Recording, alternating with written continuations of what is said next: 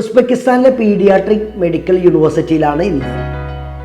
1972 government paediatric വിഭാഗത്തിന് മുൻതൂക്കം നൽകിക്കൊണ്ട് ഉസ്ബെക്കിസ്ഥാനിൽ താഷ്കൻഡിലാണ് ഈ യൂണിവേഴ്സിറ്റി സ്ഥാപിച്ചിട്ടുള്ളത്. പേരിലൊരു പീഡിയാട്രിക് ഉണ്ടെങ്കിലും ഇവിടെ എല്ലാ ഡിപ്പാർട്ട്മെൻറ്റുകളും സജീവമാണ്. ഒപ്പം മലയാളികൾ ഉൾപ്പെടെ 100ഓളം ഇന്ത്യൻ വിദ്യാർത്ഥികൾ ഇവിടെ പഠിക്കുന്നുണ്ട്. ഇതാണ് യൂണിവേഴ്സിറ്റിയുടെ പ്രധാന ഏരിയ. ചുറ്റും വിശാലമായിട്ടുള്ള ബിൽഡിംഗ് ഉണ്ട് ക്യാമ്പസിന്. വളരെ നീറ്റാണ് ഇതിൻ്റെ പരിസരങ്ങളൊക്കെ.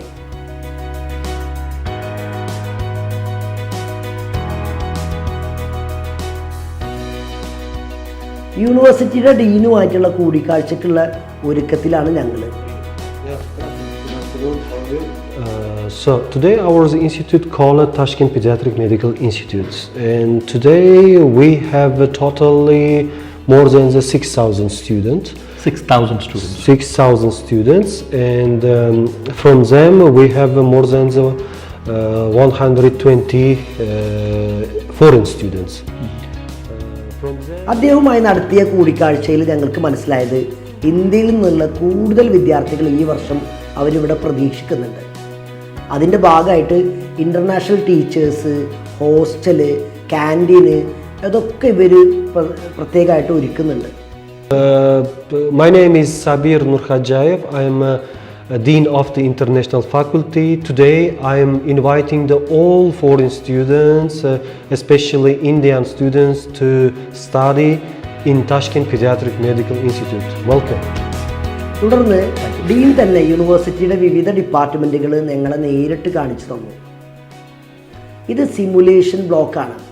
ഇവിടെ 1ാം വർഷ വിദ്യാർത്ഥികൾക്കായുള്ള CPR, പൾസ് തുടങ്ങിയ കാര്യങ്ങൾ ചെയ്തു പഠിപ്പിക്കുന്നതിനുള്ള സൗകര്യങ്ങളാണ് പ്രധാനമായിട്ട് ഒരുക്കിയിട്ടുള്ളത്. ഒപ്പം തന്നെ എല്ലാ ഡിപ്പാർട്ട്മെൻറ്റുകളും അനുയോജ്യമായ ആർട്ടിഫിഷ്യൽ ബോഡികൾ ഇവിടെയുണ്ട്.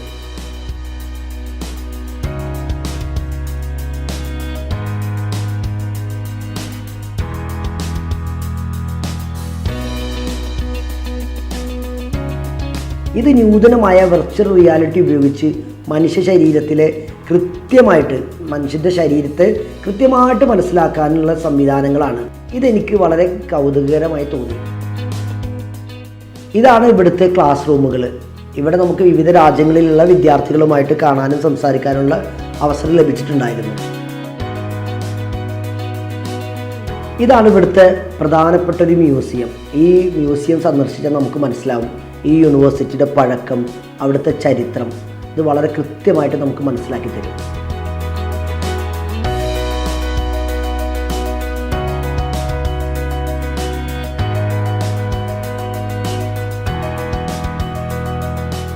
ഇത് ഇവിടുത്തെ സ്പോർട്സിൻ്റെ ബ്ലോക്കാണ്. ഇൻഡോർ ഗെയിംസിനുള്ള സജ്ജീകരണങ്ങളുണ്ട്. അതുപോലെ തന്നെ നമുക്ക് ഔട്ട്ഡോർ യൂണിവേഴ്സിറ്റിയുമായി ബന്ധപ്പെട്ട ഗ്രൗണ്ടുകളും കാര്യങ്ങളൊക്കെ ഈ യൂണിവേഴ്സിറ്റിക്കുണ്ട്. പിന്നീട് നമ്മൾ പോയത് ലൈബ്രറിയുടെ ഹാളിലേക്കാണ്. നിരവധി ഇൻ്റർനാഷണൽ ബുക്സുകൾ, അതുപോലെ ഇന്ത്യൻ ബുക്സുകളൊക്കെ ഇവിടെ അവൈലബിൾ ആണ്.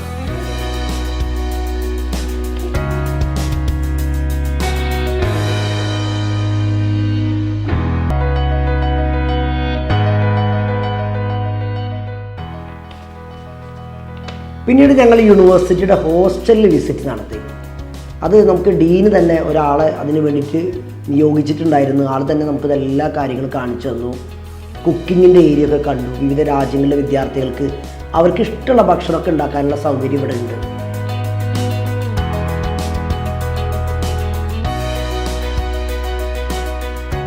ഹോസ്റ്റലിലും പഠിക്കുവാനുള്ള പ്രത്യേക സൗകര്യങ്ങൾ ഇവിടെ ഉണ്ട്. അതുപോലെ ലൈബ്രറിയും ഒരു എക്സ്ട്രാ ഇവിടെ അവൈലബിൾ ആണ്.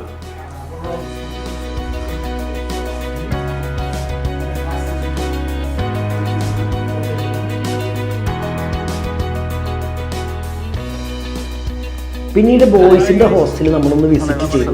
വളരെ ക്ലീനാണ്, അതുപോലെ നീറ്റാണ്.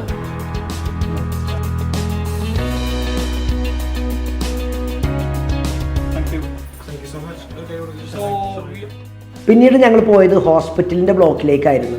3ാം വർഷം മുതലുള്ള വിദ്യാർത്ഥികൾക്ക് ഇവിടെ ഏറെ ക്ലാസ്സുകളും അതുപോലെ പ്രാക്ടിക്കലും കാര്യങ്ങളൊക്കെ ഇവിടെ ഉണ്ടാവുക. അപ്പോൾ നമുക്കിവിടെ പോകുന്ന സമയത്ത് ഒരുപാട് വിദ്യാർത്ഥികളെ, എസ്പെഷ്യലി ഈ 3, 4, 5 വർഷമായ വിദ്യാർത്ഥികളൊക്കെ നമുക്ക് കാണാൻ കഴിഞ്ഞു. അവരായിട്ട് അവരുടെ എക്സ്പീരിയൻസ് ഷെയർ ചെയ്യാൻ കഴിഞ്ഞു. Самое лучшее в нашем институте – это то, что дают нам Она придет после уроков здесь, чтобы самостоятельно работать. പിന്നെ നമ്മൾ ഹോസ്പിറ്റലിൻ്റെ ICUവിൽ ഒരു വിസിറ്റ് നടത്തി. അപ്പോൾ അത് ICU ആയതുകൊണ്ട് തന്നെ സർജിക്കൽ ഗൗണൊക്കെ ഇട്ടിട്ടാണ് നമ്മൾ അകത്തേക്ക് പ്രവേശിപ്പിച്ചത്.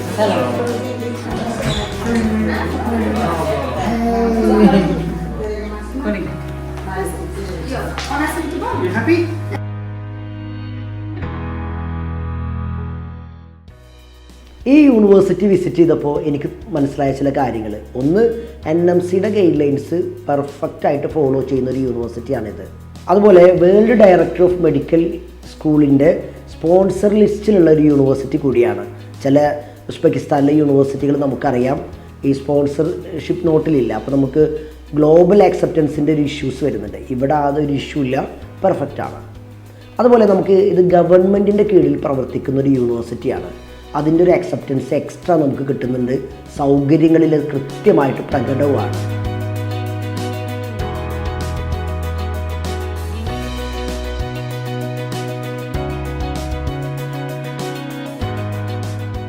അതുപോലെ നമുക്ക് ഈ യൂണിവേഴ്സിറ്റിയുടെ കീഴിൽ തന്നെ 9ഓളം മെഡിക്കൽ ഹോസ്പിറ്റലുകൾ പ്രവർത്തിക്കുന്നുണ്ട്. അത് നമ്മുടെ കുട്ടികൾക്ക് ഒരു പ്രാക്ടിക്കൽ എക്സ്പീരിയൻസ് കൂടുതൽ കിട്ടാൻ കാരണമാവുന്നുണ്ട്. അത് നമുക്കൊരു എടുത്തു പറയാൻ കഴിയുന്ന ഒരു കാര്യം തന്നെയാണ്.